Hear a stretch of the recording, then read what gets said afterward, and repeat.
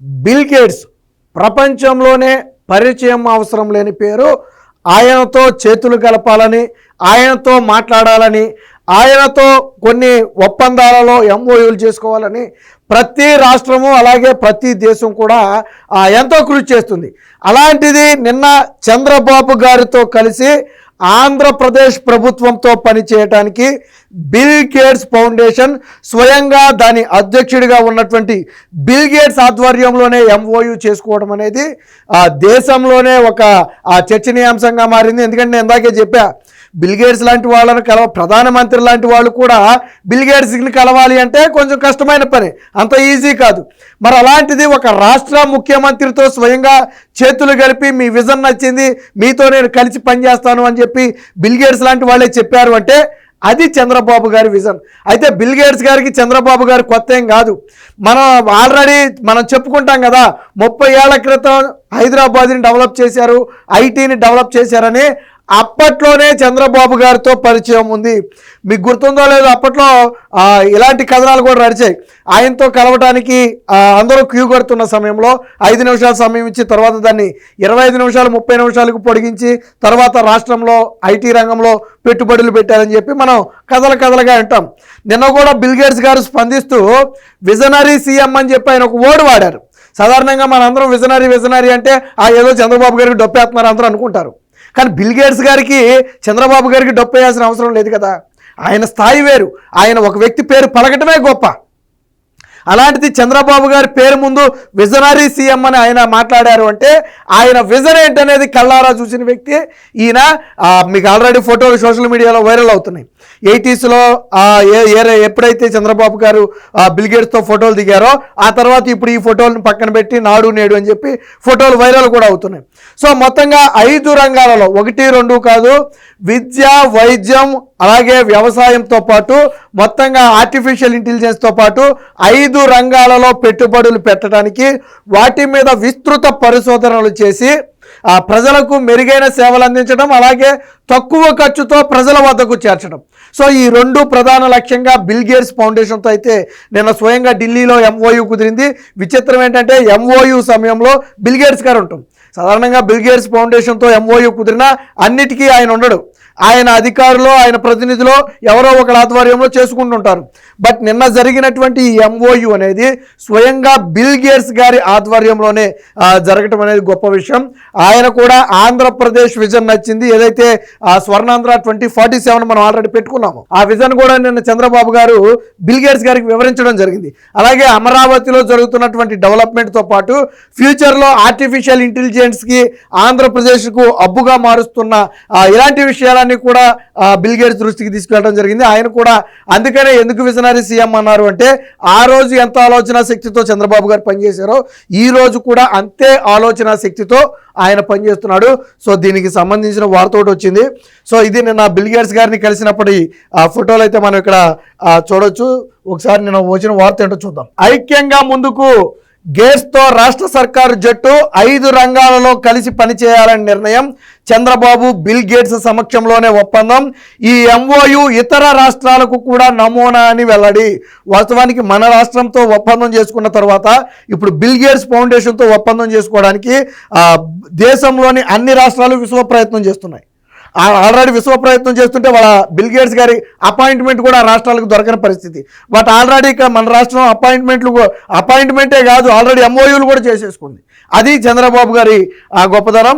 ఏ రంగాల్లో చేయాలి అనుకుంటున్నారు అనేది చూస్తే వైద్యం, ఆరోగ్యం, మెడ్టెక్తో పాటు విద్య, వ్యవసాయ రంగాల్లో ఎదురవుతున్న సవాళ్లను తక్కువ ఖర్చుతో పరిష్కార మార్గాలు కనుగొని ప్రజలకు మెరుగైన సేవలు అందుబాటులోకి తేవడానికి కలిసి పనిచేయాలని ఏపీ ప్రభుత్వం గేట్స్ ఫౌండేషన్ నిర్ణయించాయి. బుధవారం మధ్యాహ్నం ఢిల్లీలో జరిగినటువంటి ఒక సమావేశంలో ముఖ్యమంత్రి చంద్రబాబు గారు అలాగే gates foundation chairman bill gates సమక్షంలో ఇరు పక్షాలు కూడా అవగాహన ఒప్పందాలపై సంతకాలు అయితే చేయడం జరిగింది. ప్రస్తుత ప్రస్తుతం అందుబాటులో ఉన్న సాంకేతిక పరిజ్ఞానాన్ని ఉపయోగించుకుని ఇప్పుడు చెప్పిన ఈ 5 రంగాలలో ఉన్నటువంటి సమస్యల పరిష్కారాలను కనుగొని వాటిని వినియోగంలోకి తెస్తారు.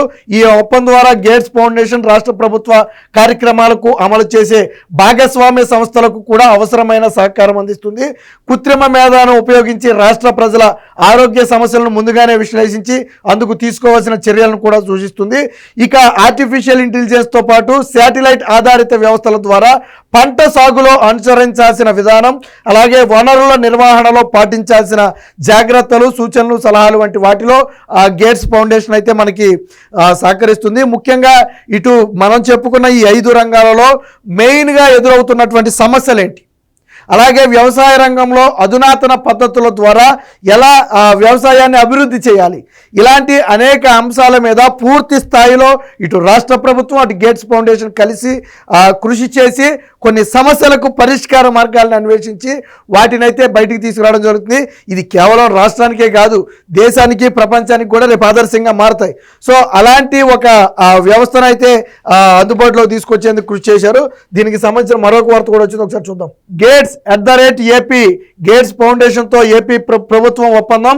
వైద్యం, విద్య, సాగు రంగాలలో టెక్నాలజీ వినియోగానికి సహకారం. అలాగే ఢిల్లీలో గేట్స్తో చంద్రబాబు భేటీ. ఈ ఒప్పందం చారిత్రాత్మకం.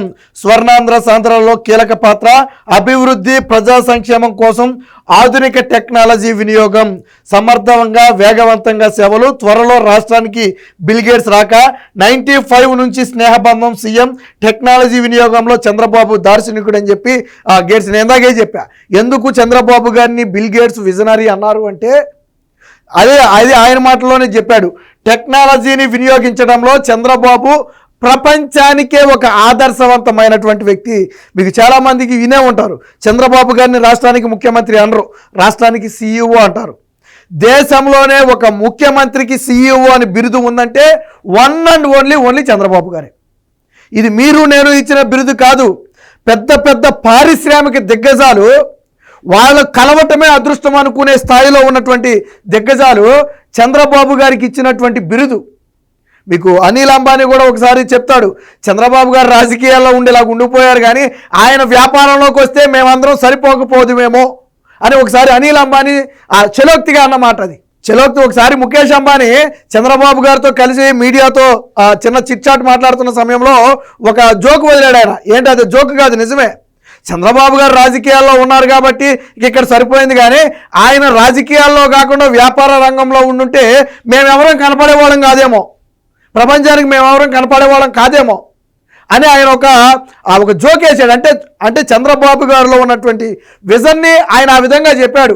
ఈయన రాజకీయాల్లో ఉన్నాడు కాబట్టి అలా సరిపోయింది, కానీ ఆయన వ్యాపారంలో అడుగు పెడితే ఆయన మించిన వాళ్ళు లేడు. ఆయన విజన్ అలాంటిది, అందుకనే CEO అంటారు చంద్రబాబు గారిని. అలాంటి దిగ్గజాలు ఇచ్చినటువంటి బిరుదు అది, మీరు నేను చెప్పుకునేది కాదు.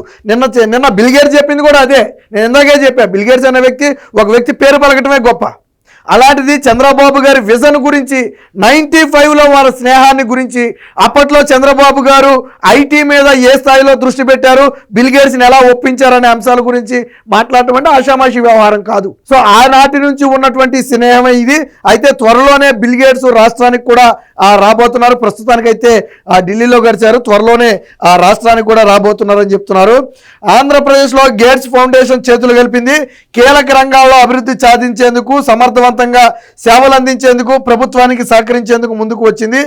ఆరోగ్య సంరక్షణ, మెడికల్ టెక్నాలజీ, విద్య, వ్యవసాయం వంటి రంగాలలో టెక్నాలజీ వినియోగం పెంపొందించడం, అలాగే ఆర్టిఫిషియల్ ఇంటెలిజెన్స్. ప్రస్తుతం ప్రపంచం మొత్తం కూడా దేన్ని గురించి ఆలోచిస్తుందంటే AI, ఆర్టిఫిషియల్ ఇంటెలిజెన్స్ గురించి. సో దీనిలో కూడా అధునాతన సాంకేతిక పరిజ్ఞాన వినియోగానికి ఆంధ్రప్రదేశ్కు సహకరించడానికి గేట్స్ ఫౌండేషన్ అయితే ఒప్పందం చేసుకుంది. ఏది ఏమైనా మొత్తంగా రాష్ట్రానికి మంచి రోజులు రాబోతున్నాయి. గతంలో ఇప్పుడు మనం ఏకంగా ఒప్పందం చేసుకున్నాం. చంద్రబాబు గారి హయాంలో, జగన్మోహన్ రెడ్డి హయాంలో బిల్ గేట్స్ అనే పేరు పలకడానికి కూడా జగన్మోహన్ రెడ్డి అర్హత లేదు.